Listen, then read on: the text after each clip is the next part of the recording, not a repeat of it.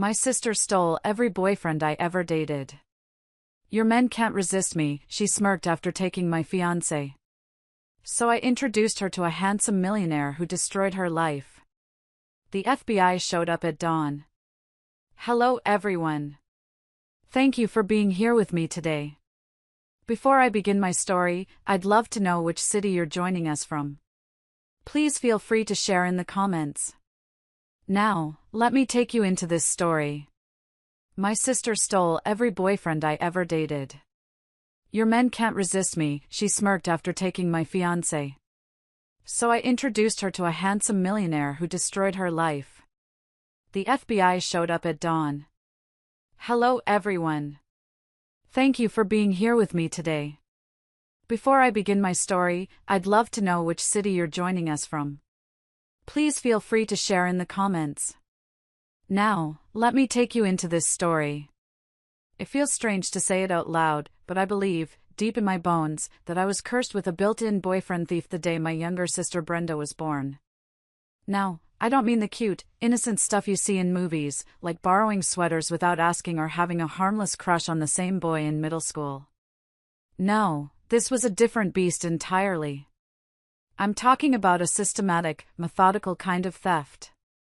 The kind where if I brought a new man home, someone I was genuinely starting to build a life with, you could set a watch to how long it would take for her to have him wrapped around her little finger. A few weeks, a month at most. It was a pattern, as reliable and destructive as the seasons. If I introduced someone to my parents at our traditional Sunday dinner, I knew she'd be sliding into his DMs with some concocted emergency before the leftover pot roast was even put away. If I dared to post a happy, smiling photo of us on Instagram, you could bet your life savings she would orchestrate an accidental run-in with him at his favorite coffee shop the very next morning. It was a masterclass in manipulation. Everyone in our orbit had a neat little saying for it. Brenda got your mother's stunning looks, Judith, while you were blessed with your father's sharp wit. They said it with a smile, as if they were handing out perfectly balanced party favors. But to a young girl, it never felt balanced. It felt like a consolation prize.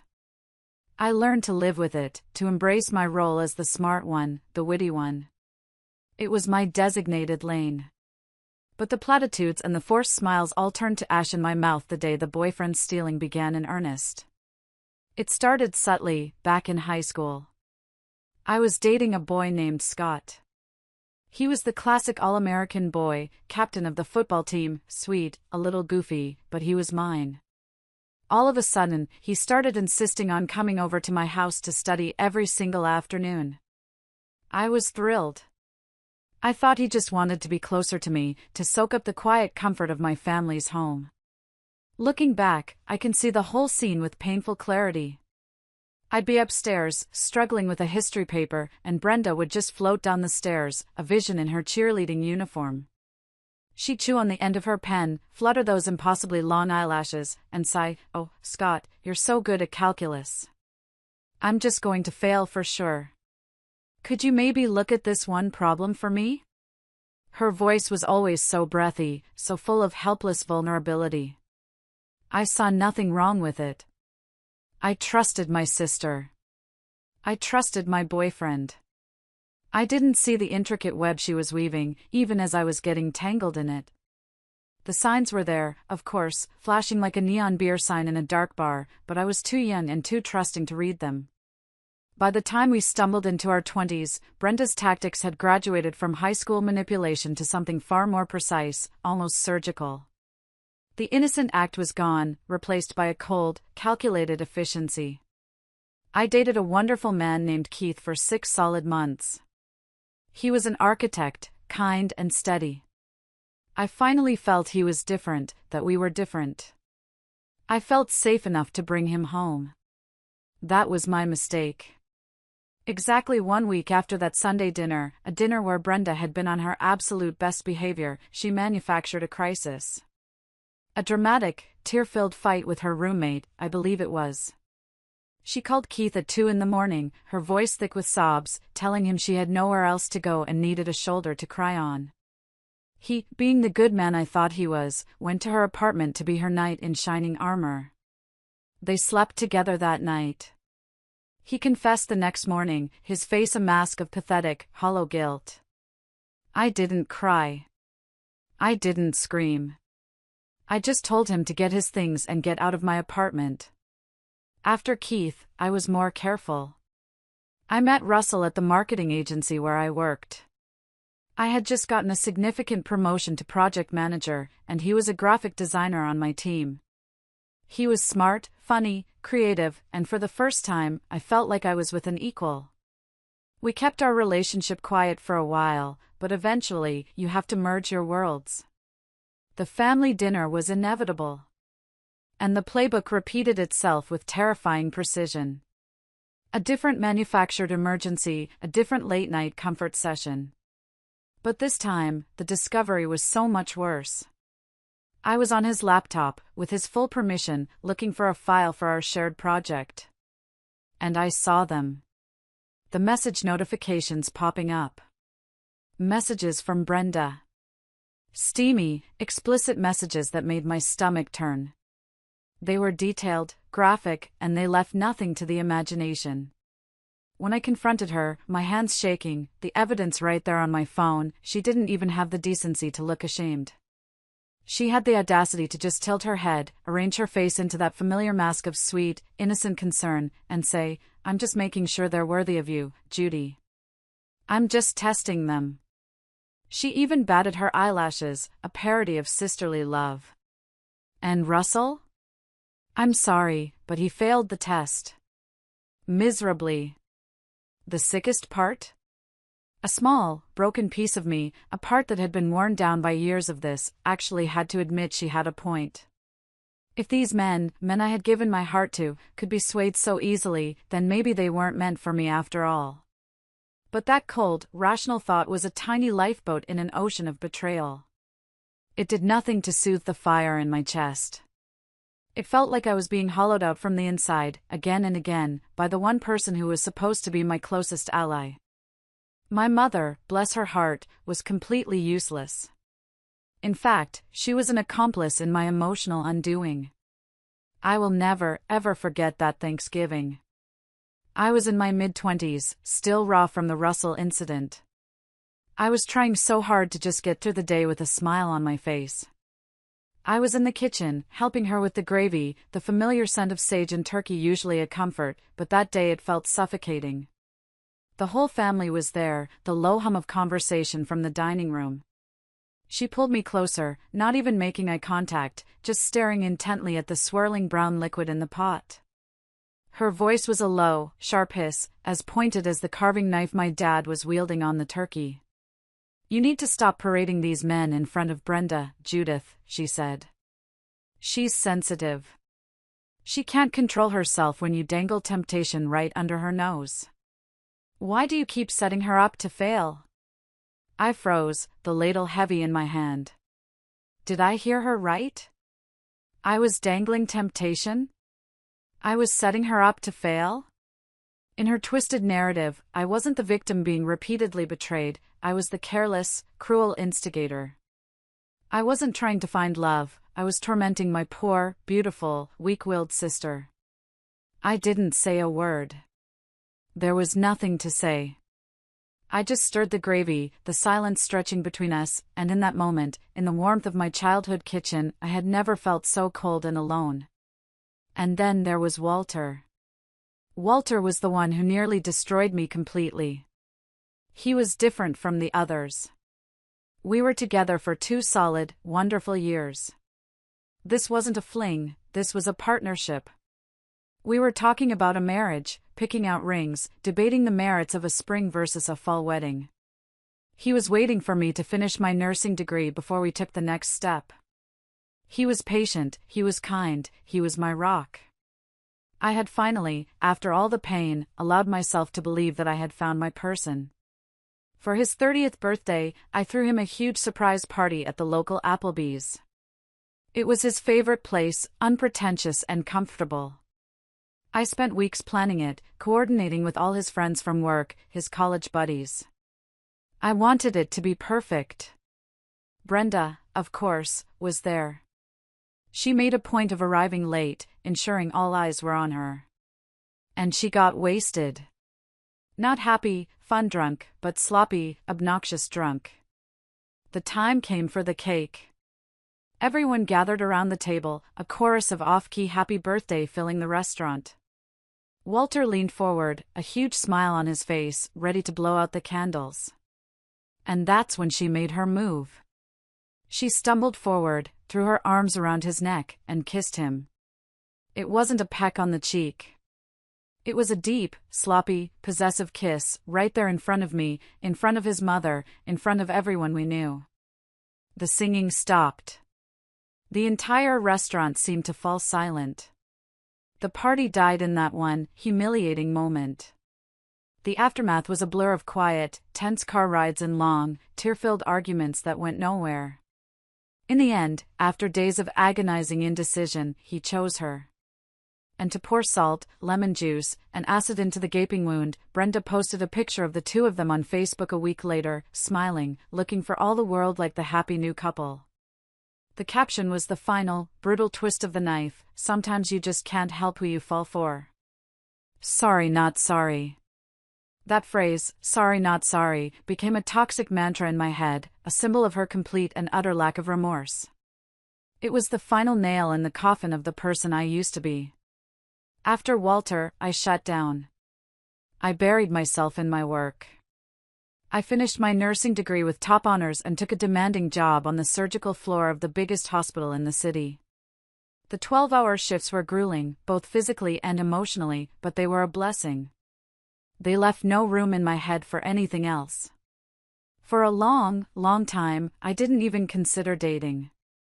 The very thought of it, of opening myself up to that possibility again, of having to navigate the inevitable introduction to Brenda, felt like volunteering to be run over by a truck. It seemed my fate was to be alone, forever caught in this heartbreaking loop. Then, about 3 months after that catastrophic night at Applebee's, something shifted. My old college roommate, Sarah, was getting married in Chicago. She begged me to come. I almost said no. The idea of attending a wedding, a celebration of the very thing I felt was permanently out of my reach, felt like a special kind of torture. But Sarah was insistent. So I bought a dress, booked a flight, and went, determined to plaster a smile on my face for 48 hours. And that's where I met Stanley. Stanley was everything I thought I'd never find. He was a software engineer, tall and kind, with a quick, easy laugh that made his eyes crinkle at the corners. He was smart, but not arrogant. Confident, but not cocky. And most importantly, he seemed to have a built-in radar for bullshit. He valued honesty and directness. For the first time in a very long time, I felt like a man was seeing me, Judith, not just a prelude to my more beautiful sister. This time, I swore, would be different. This small, fragile spark of hope was mine, and I would protect it with everything I had. For 8 wonderful, peaceful months, Stanley was my secret. It was like living a double life, and it was exhilarating. We created our own little world, separate from my toxic family. We'd drive to little towns an hour away for our dates, exploring antique shops and hole-in-the-wall diners where no one knew our names. We took long walks in parks, went to indie movie theaters. We never, ever posted a photo of us on social media. I didn't tell a single soul about him. He was mine. I thought I had finally found the loophole. I thought I had outsmarted her. Stanley talked about our future with such calm certainty that I started to believe in it, too. I started to dream again, cautiously at first, and then with an abandon that terrified me. But the universe has a cruel sense of humor. My cousin Amanda, a notorious chatterbox, was on her weekly phone call with my mom. She had seen me at a grocery store with a man a few weeks before and, in a moment of thoughtless gossip, she let it slip. "Oh, Judy seems so happy with that new fellow, Stanley," was all she said. That was the spark that lit the fuse. My mom, in her own misguided way, mentioned it to Brenda within hours. My sister's ability to gather information was, I have to admit, impressive. All she had was a first name. Within 2 days, she had scoured the internet, found his company's website, his professional bio, his picture. And just like that, the game was afoot. The end came on a Tuesday. I had just finished a brutal shift at the hospital. I was exhausted, but I was happy. I had a key to Stanley's apartment, and I decided to surprise him with takeout from his favorite Thai place. I remember walking up the 3 flights of stairs to his door, feeling a light, giddy anticipation. I could already picture the look on his face. I slid my key into the lock, turned it, and pushed the door open, a smile already forming on my lips. "Honey, I'm Ho." The words died in my throat. And there they were. Tangled together in the sheets of the bed we had picked out together just 3 months earlier. But the image, as horrific as it was, wasn't the worst part. The absolute, soul-destroying worst part was Brenda's reaction. There was no gasp of shock. No flicker of shame. No panicked scramble to cover herself. She just slowly sat up, the sheet pooling around her waist, and looked at me. She looked at me with an expression of pure, unadulterated triumph.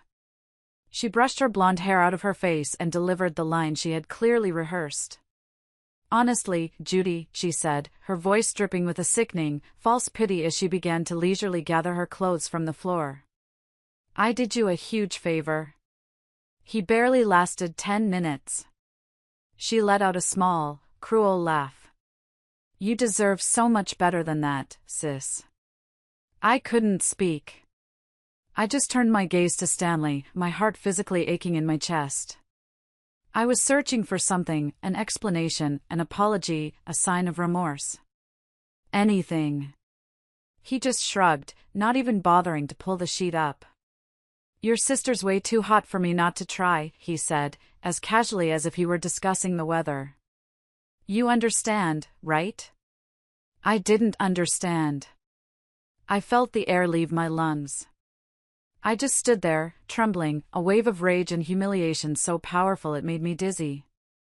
Brenda sauntered past me, pausing to give Stanley a long, slow kiss goodbye, right in front of me. She walked out of the apartment, leaving me standing there like a ghost, a piece of furniture, a complete and utter nothing. That was the moment everything changed. The moment the old Judith died. Walking to my beat-up Honda Civic in the parking lot, my hand was shaking so violently I dropped my keys twice before I could get the door open. I sat in the driver's seat for a long time, the engine off, just staring at my own reflection in the rearview mirror. The tears wouldn't come. There was only a cold, hard clarity. This wasn't about love or attraction for her. This was a sport. A twisted, cruel hobby. And I was the fox.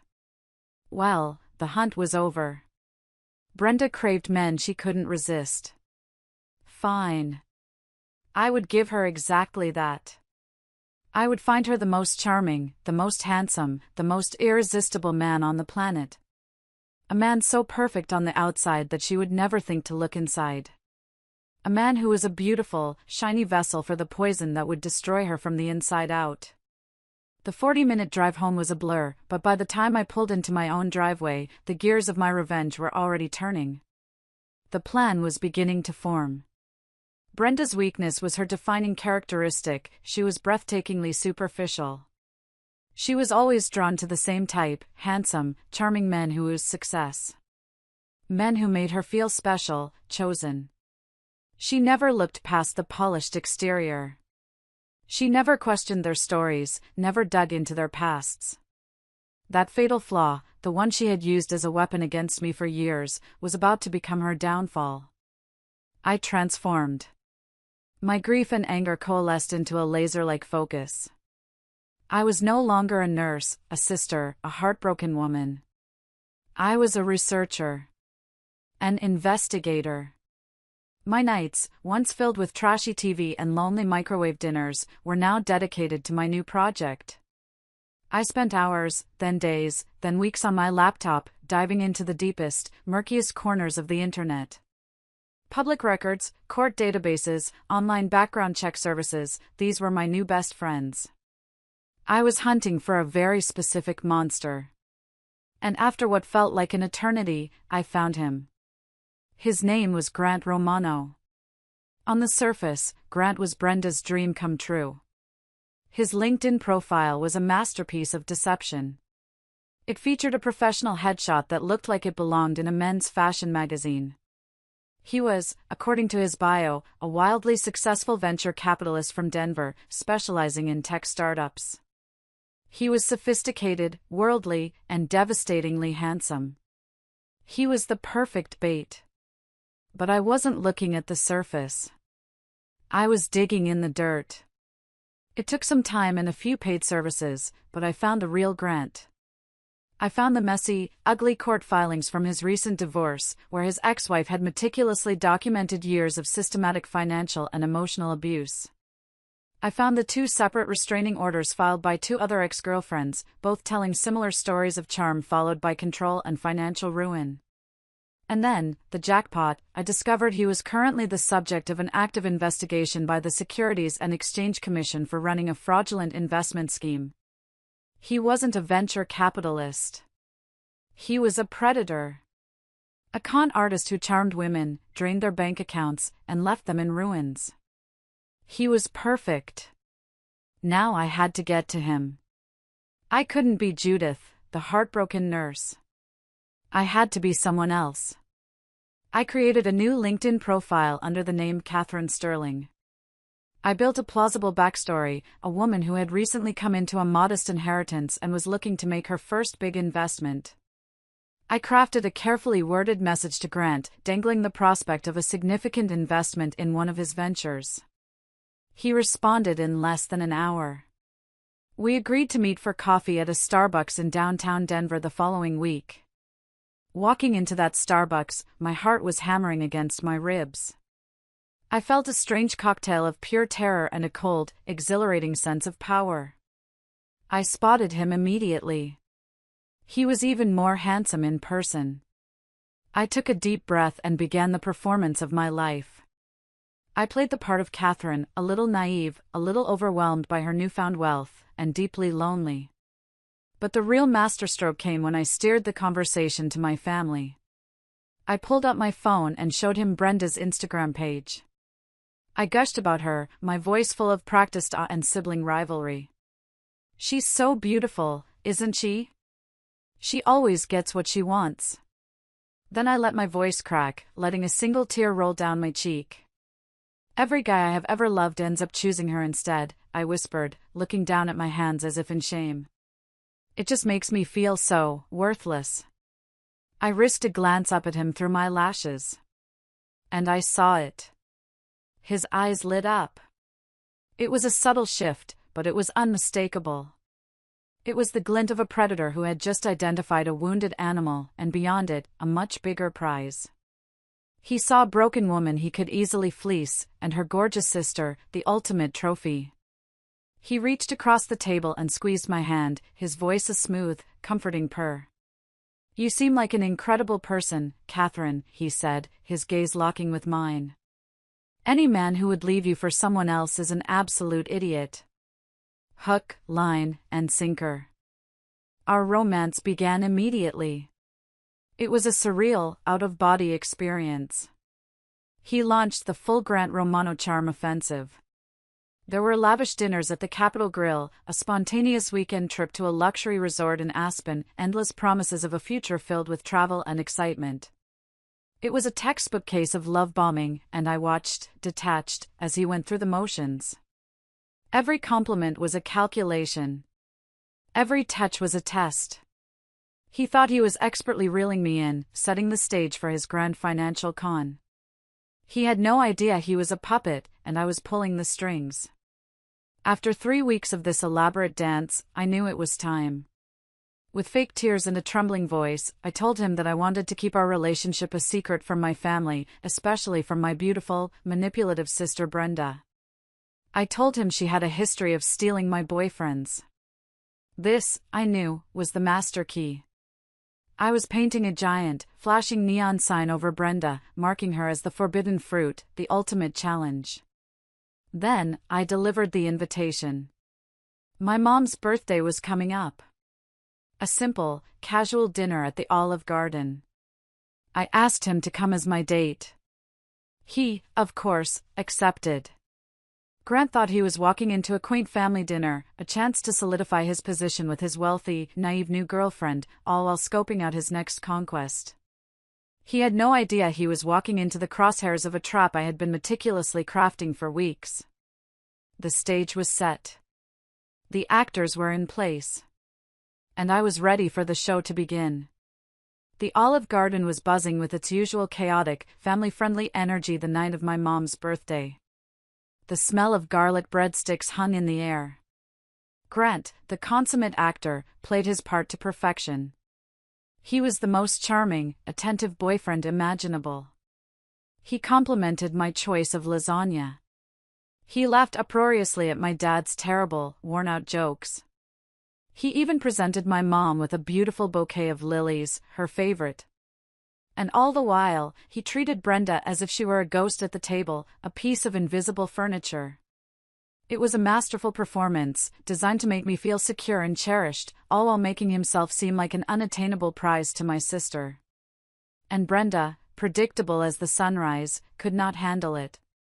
The drug of male attention was her lifeblood, and Grant was cutting off her supply. Being ignored, especially by a man so obviously handsome and successful, was a personal affront she could not endure. She began to escalate, exactly as I knew she would. It started with small, almost imperceptible things. A light, lingering touch on his arm as she reached for the salt. Leaning in far too close to hear something he said, her hair brushing against his shoulder. Then she began whispering things to him, creating a secret, intimate world for just the two of them, right there at our family table. Her flirtation grew so blatant that even my blissfully oblivious parents started to exchange nervous glances. That was my cue. "I'll be right back," I announced cheerfully, getting up to go to the bathroom. But I didn't go into the stall. I stood in the small alcove by the door, leaving it cracked just enough to see and hear. And I watched the final act of seduction unfold. Brenda leaned across the table, her expression a mixture of seduction and conspiracy. She ran a single, perfectly manicured finger along Grant's forearm. "My sister's sweet," I heard her whisper, her voice a low purr. "But she's pretty vanilla, in every way. I could show you things she wouldn't even dream of trying." I gave them another 60 seconds. Then I walked back to the table, my timing impeccable. I feigned a gasp as I caught them discreetly exchanging phone numbers under the table. It was all the justification my performance needed. Without a word, I picked up my half-full glass of Merlot, looked Grant dead in the eye, and threw the dark red liquid squarely in his face. It dripped from his chin onto his expensive shirt. Then, for the grand finale, I burst into tears and fled the restaurant, making sure everyone saw my mascara-streaked, heartbroken face.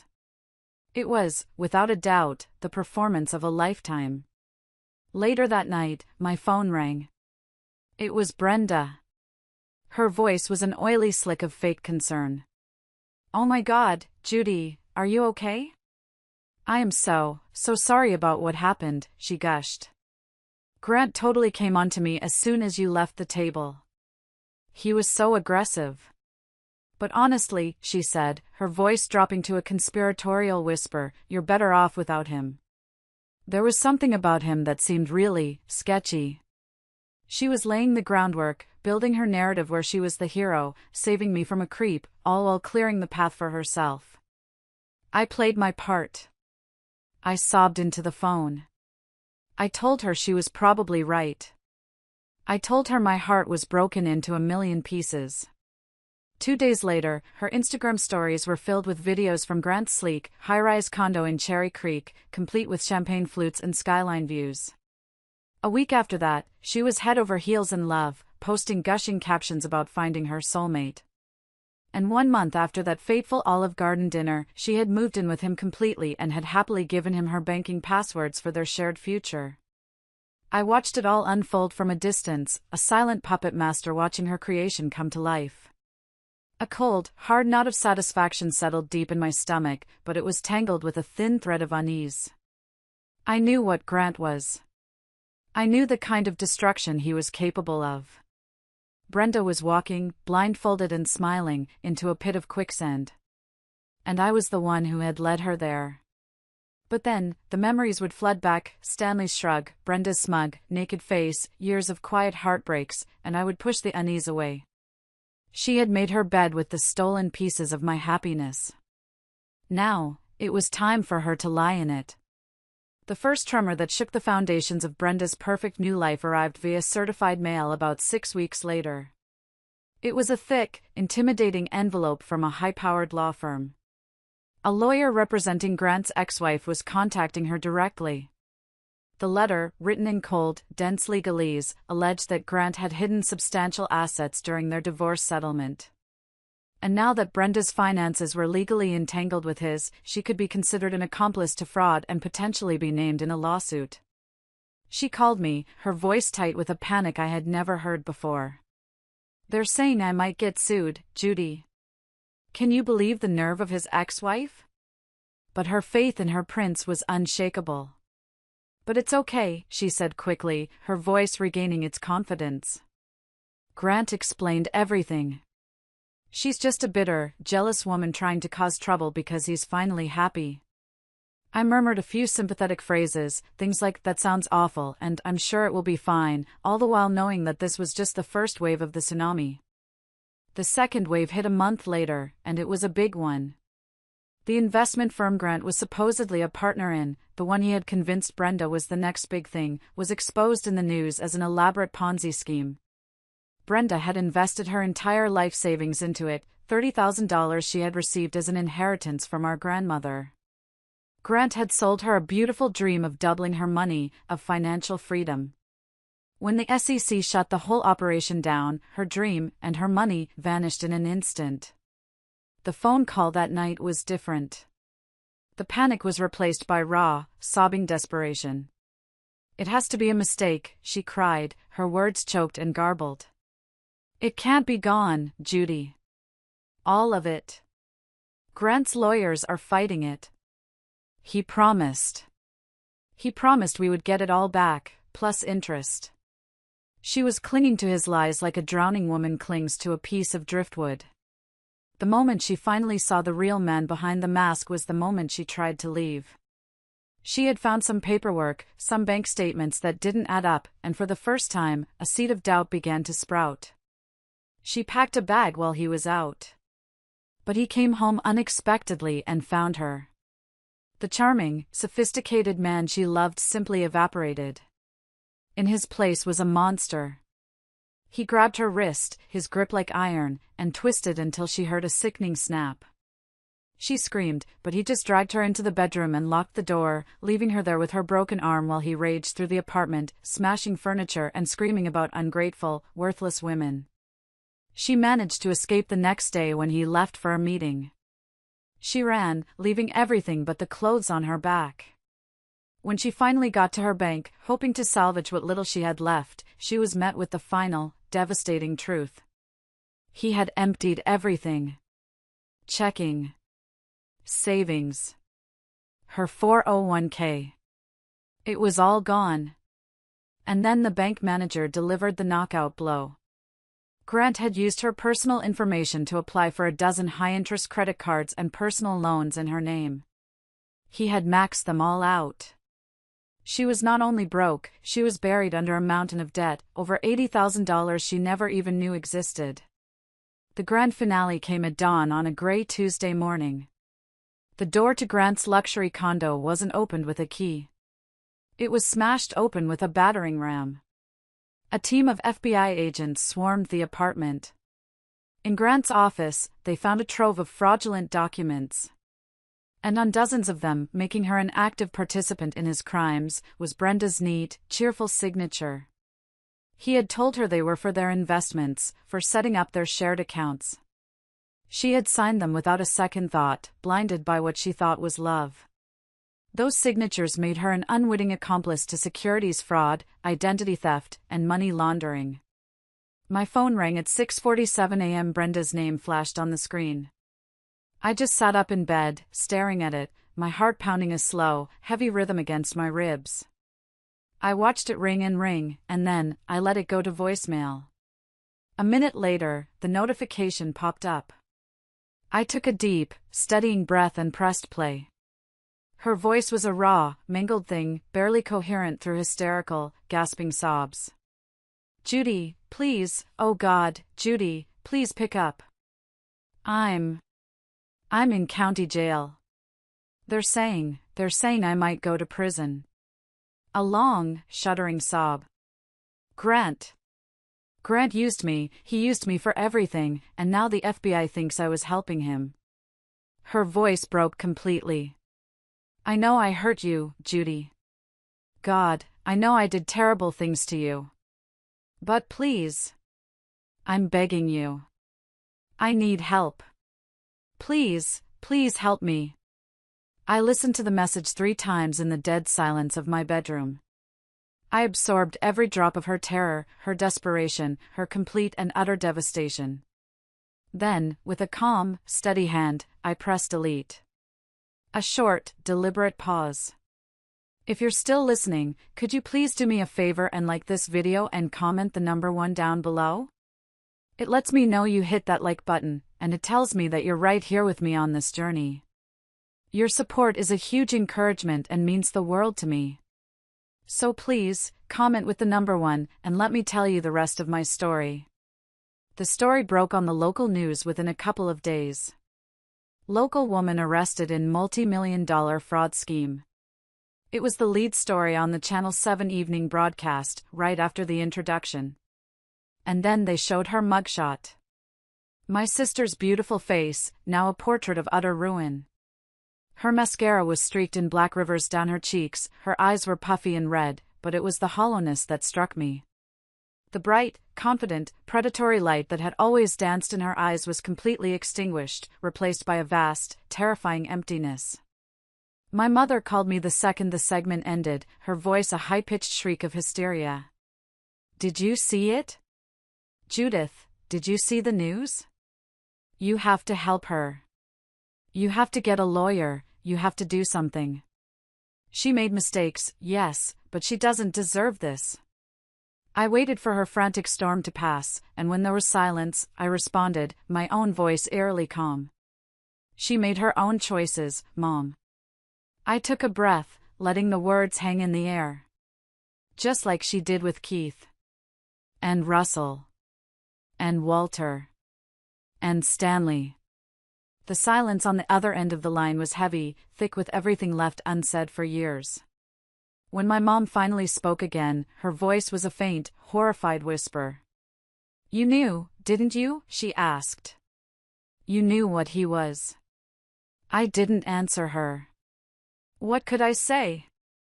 The truth was a messy, complicated thing that couldn't be captured in a simple yes or no. Had I known Grant would break her arm, ruin her financially, and get her arrested by the FBI? Not the specific, brutal details. But had I meticulously researched him to understand that he was a human hurricane, a predator who left nothing but wreckage in his wake? Absolutely. I had handed my sister a loaded gun, and she had willingly, eagerly, pointed it at her own head and pulled the trigger. In the end, Brenda's lawyer advised her to take a plea deal. She pleaded guilty to lesser charges in exchange for her full testimony against Grant. His trial was swift. With Brenda's testimony and the mountain of evidence the FBI had, he was sentenced to 20 years in federal prison. Brenda served 8 months in a minimum security women's facility. She came out a changed woman. A convicted felon with a credit score in ruins, a staggering amount of debt that would follow her for the rest of her life, and a permanent restraining order against the man she once thought was her soulmate. Our family, as I knew it, ceased to exist after that. The Sunday dinners, the holiday gatherings, they all stopped. My mother could no longer look me in the eye. I could see the war raging within her, the horror at what I had done, mingled with a dark, grudging respect for the sheer, methodical precision of it all. My dad, ever the quiet one, simply shook his head whenever Brenda's name came up, muttering about natural consequences and chickens coming home to roost. After she was released, Brenda packed what little she had left and moved clear across the country to Portland, Oregon. She needed to escape the shame, the whispers, the ruins of her former life. The last I heard, she was working as a barista in a small coffee shop, living in a tiny studio apartment, and slowly trying to piece her life back together. We haven't spoken a single word in over 2 years. Sometimes, late at night when I can't sleep, I look at her Instagram. It's private now, but she must have accepted a follow request from an anonymous account I made. She looks older than her years.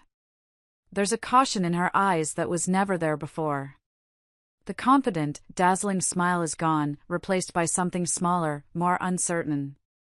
There are moments, usually in the dead of night, when I lie awake and wonder if I went too far. If the satisfaction of my revenge was worth the complete and utter demolition of my sister's life. But then, a slideshow of memories plays in my mind: Stanley's casual, dismissive shrug, Brenda's triumphant, naked face in his apartment, a long, painful reel of my own heartbreaks, all orchestrated for her amusement. And I know, deep down, that she got exactly what she had spent her entire life asking for, a man she couldn't resist. She just never imagined that he would, in turn, find her so easy to destroy. I started going to therapy about a year ago. It's been helpful. It's a lot to unpack. The tangled mess of guilt, anger, and grief that comes with orchestrating someone's downfall, even when that someone is the source of your deepest pain. My therapist, a kind woman with gentle eyes, often says that revenge rarely brings the lasting peace we think it will. And she's right. I don't feel triumphant. I don't feel the sweet satisfaction I thought I would. Mostly, I just feel an emptiness. A quiet, hollow space inside me where all that burning, white-hot anger used to live. But I'll tell you this. I do sleep better at night. I sleep with a quiet certainty I've never known before. I sleep better knowing that my sister, Brenda, will never, ever steal another woman's boyfriend again. Some lessons, it seems, can only be learned through fire, through complete and utter devastation. And my sister, she finally learned hers the hard way.